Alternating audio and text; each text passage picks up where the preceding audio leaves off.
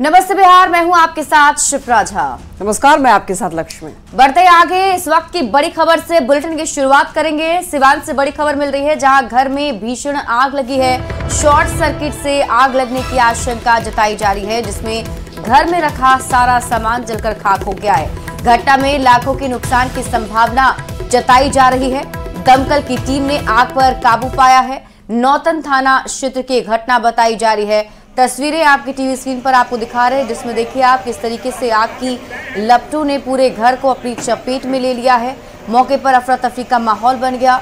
जानकारी के मुताबिक शॉर्ट सर्किट की वजह से घर में आग लग गई, जिसमें लाखों की संपत्ति का नुकसान बताया जा रहा है।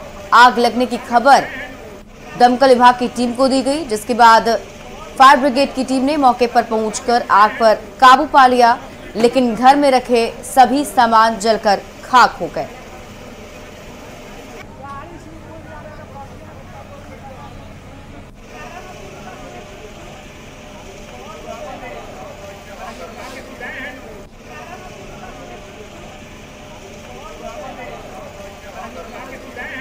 तस्वीर हम आपको दिखा रहे हैं सिवान की, जहां एक घर में अचानक आग लग गई। बताया जा रहा है कि शॉर्ट सर्किट की वजह से आग लगी है।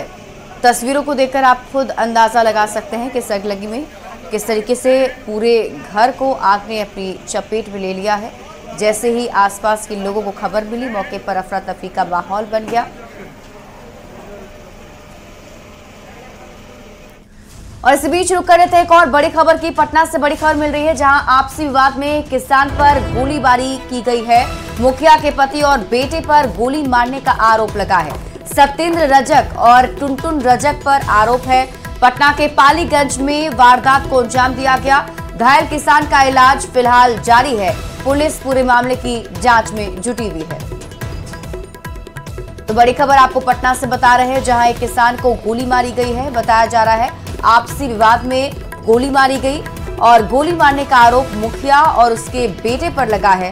फिलहाल पुलिस की टीम इस पूरे मामले की जांच पड़ताल में जुटी हुई है। अरवल से एक बड़ी खबर सामने आ रही है, जहां पर बेलगाम ट्रक ने पुलिस कर्मियों की बस को टक्कर मारी है, जिसमें कि 18 पुलिसकर्मी घायल बताए जा रहे हैं। घायलों में 6 प्रशिक्षु सब इंस्पेक्टर हैं, जबकि 12 महिला सिपाही भी हैं। और सभी पुलिसकर्मी समस्तीपुर से चौथे चरण का चुनाव कराकर रोहतास लौट रहे थे। मौके पर पहुंची स्थानीय पुलिस ने सभी को अस्पताल में भर्ती करवाया है। और बताया ये जा रहा है कि समस्तीपुर के मोहनपुर स्कूल से 7 गाड़ियां एक साथ निकली और बीच रास्ते में 4 गाड़ी जो है वो आगे निकल गई, जबकि 3 गाड़ी पीछे रह गई। इसी बीच एक बेलगाम ट्रक ओवरटेक करने के चक्कर में पुलिसकर्मियों की गाड़ी को टक्कर मारता हुआ आगे चला गया।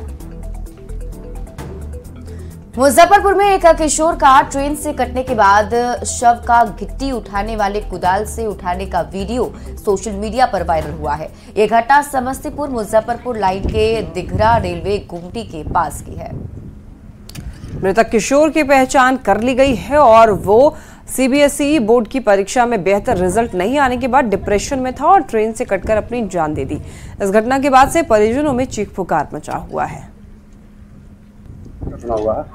अरे हमको तो आज सुबह में मालूम हुआ कि आपके पोता का मिल नहीं रहा है, तो उसका शव मिला है सदर थाने और आरपीएफटीओ से उसको भेज दिया गया है पहचान नहीं होने की वजह से।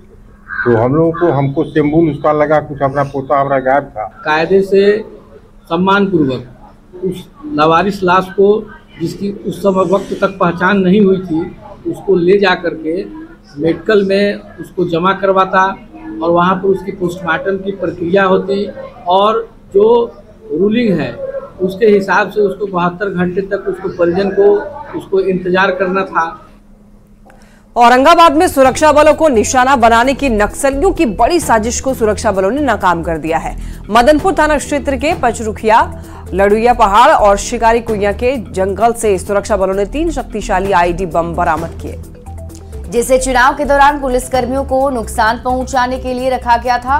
बम निरोधक दस्ते ने बम को ब्लास्ट कराकर उसे नष्ट कर दिया है।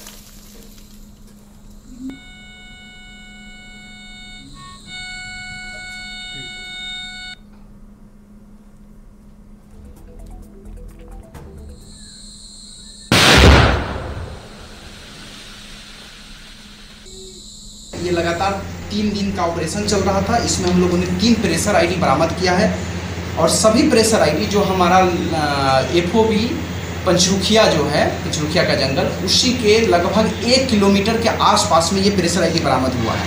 और इससे पहले भी आपको बता चुके हैं कि ये हमारा 7वां प्रेशर आईडी है। 9 तारीख को भी हम लोगों ने 4 प्रेशर आईडी ऑलरेडी रिकवर किया था।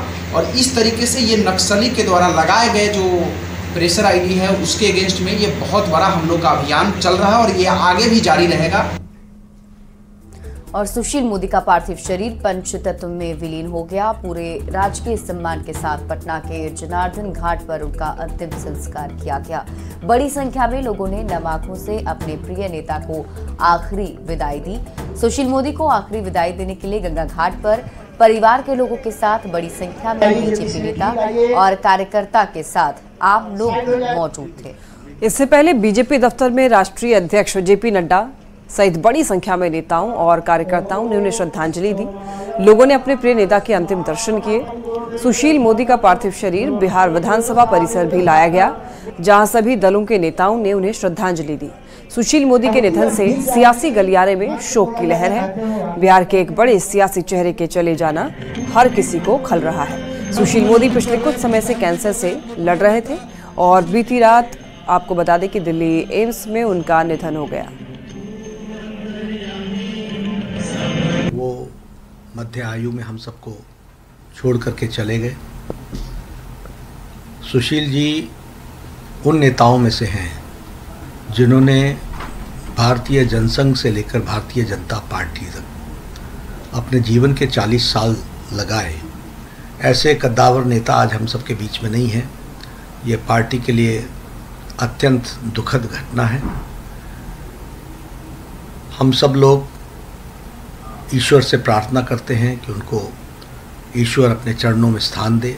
ये बहुत बड़ी क्षति है। हम लोग के बहुत बड़े नेता थे। सुशील मोदी बिहार बीजेपी के विस्तार में उनकी बड़ी भूमिका थी। मोदी अमर रहे। मेरे बड़े भाई के समान थे। हम उन्होंने विद्यार्थी परिषद में साथ काम किया, JP मूवमेंट में साथ काम किया, साथ जेल गए, लाठी खाया। जितना उन्होंने पार्टी को आगे बढ़ाया हम सबों का बहुत गौरव है। उनको भी नहीं जाना चाहिए था। उनका जाना बहुत आहत दे गया। हम लोग के लिए, हमारे पार्टी के लिए बहुत बड़ा लॉस है। हम लोग के लिए बहुत बड़ा लॉस है।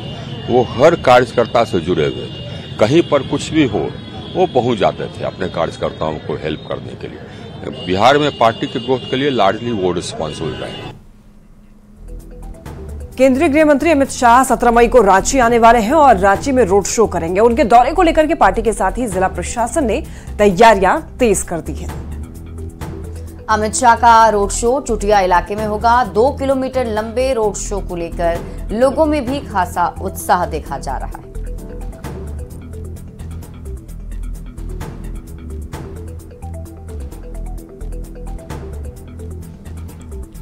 अगियाव विधानसभा उपचुनाव के लिए जेडीयू उम्मीदवार प्रभुनाथ राम ने अपना नामांकन दाखिल कर लिया है।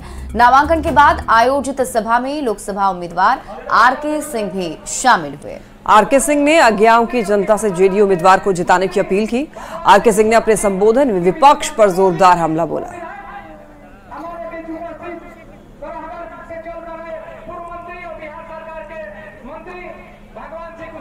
क्या है ये आपको बताने की जरूरत क्या है, लेकिन हम बताए देते हैं जिनके मन में ये नहीं घर किया है उनको ये घर कर जाना चाहिए।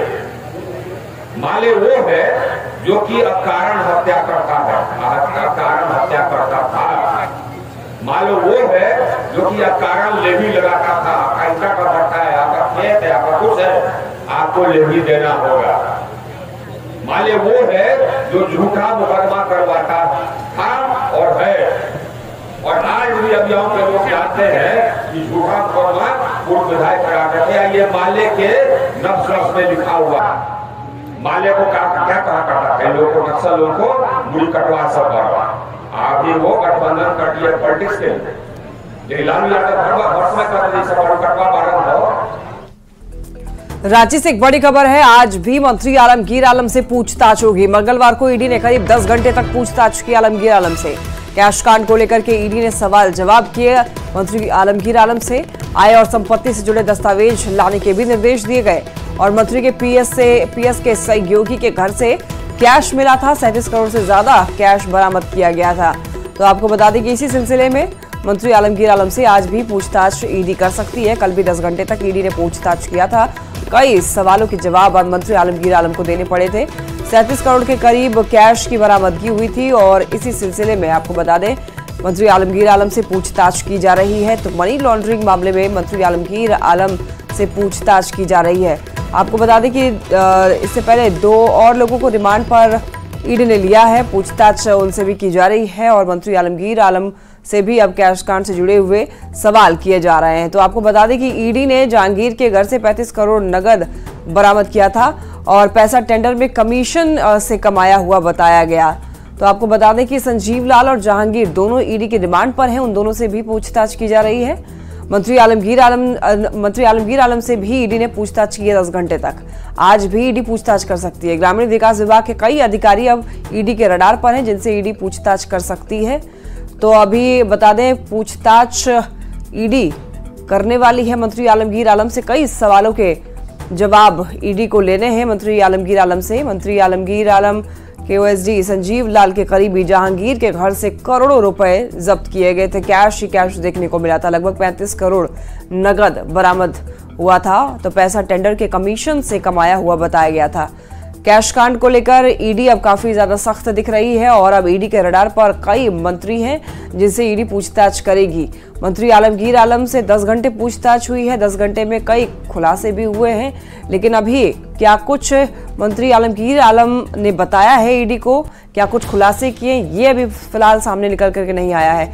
ग्रामीण विकास विभाग के अब कई अधिकारी जो है वो ईडी के रडार पर हैं। मंत्री आलमगीर आलम के ओएसडी के घर अब कार्रवाई की बात की जा रही है। ओएसडी संजीव लाल के करीबी जहांगीर के घर से करोड़ों रुपए जब्त किए गए थे। तो जहांगीर और संजीव इन दोनों को ईडी ने रिमांड पर लिया है। उन दोनों से पूछताछ ईडी लगातार कर रही है। अब मंत्री आलमगीर आलम का नाम इसमें शामिल है। तो मंत्री आलमगीर आलम से भी पूछताछ की जा रही है।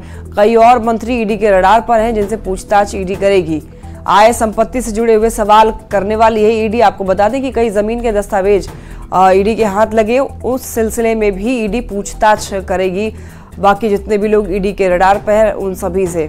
तो आपको बता दें कि मंगलवार को ईडी ने 10 घंटे तक मंत्री आलमगीर आलम से पूछताछ की थी। मनी लॉन्ड्रिंग मामले में मंत्री आलमगीर आलम से पूछताछ की जा रही है। आज का दिन भी बेहद महत्वपूर्ण रहने वाला है क्योंकि कई सवालों के जवाब मंत्री आलमगीर आलम को देने पड़ेंगे। तो देखिए ग्राफिक्स के जरिए भी आपको बता रहे हैं कि आखिर क्या है मामला। और पटना से एक बड़ी खबर है जहां पर पीएमसीएच से नवजात की चोरी हो गई। 2 महिला नवजात को ले जाते दिखी। सीसीटीवी कैमरे में करतूत कैद हो गई। आपको बता दें कि पीएमसीएच के प्रसूति विभाग की यह घटना बताई जा रही है और पीएमसीएच प्रबंधन की लापरवाही एक बार फिर से सामने आई है। और कहा यह जा रहा है कि हाजीपुर की रहने वाली महिला सिंधु कुमारी ने 4 मई को नवजात शिशु को प्रसूति विभाग में जन्म दिया था और बच्चा जैसे ही जन्म लिया तो नवजात की मां को आईसीयू में भर्ती कराया गया। और आपको बता दें कि सुबह जब दुधमुहे बच्चे की चोरी हो गई जिसके बाद पीएमसीएच में हड़कंप मच गया।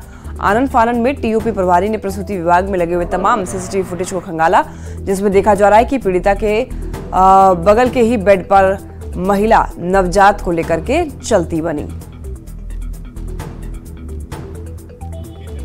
आज उस बच्चे को लेकर विश्राम गृह में थे। एक अटेंडेंट सिंधु कुमारी को दवाई खिलाने के लिए चले गए और एक अटेंडेंट खाना खा रही थी। इसी बीच एक अज्ञात महिला आती है और उस बच्चे को चोरी करके लेकर के चली जाती है। जिस संबंध में सूचना मिलते ही पुलिस हर एक बिंदु पर जांच कर रही है।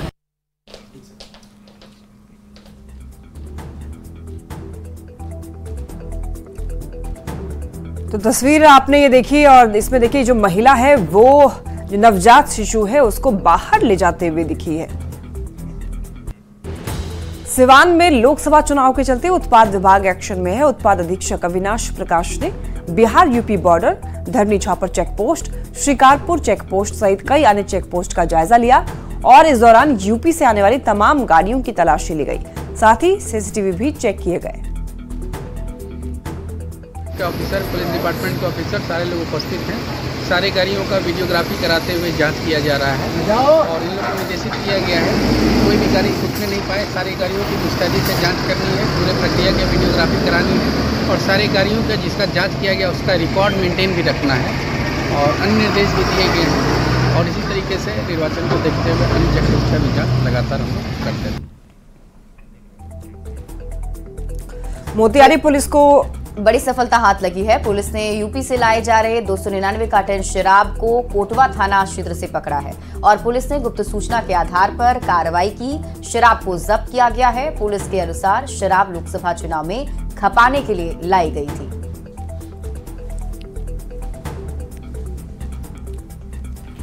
किया गया था और कोटवा थाना क्षेत्र के बेलवा माधो चौक पर एक ट्रक को जब्त किया गया जिसमें 2583 लीटर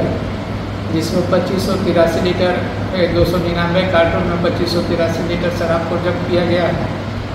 इसमें 2 व्यक्तियों की गिरफ्तारी भी हुई है। अरविंद यादव थाना पटराना जिला कुशीनगर तथा सरफराज आलम थाना रामपुर। और यहाँ रुक रहे एक छोटे से ब्रेक के लिए, जल्द लौटते हैं वापस।